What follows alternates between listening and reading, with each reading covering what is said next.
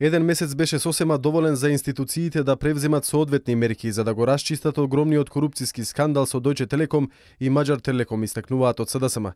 Од партијата се зачудени што македонските власти повторно сакаат да го заташкаат овој случај и покрај тоа што американските надлежни институции покренале истрага и донеле одлука.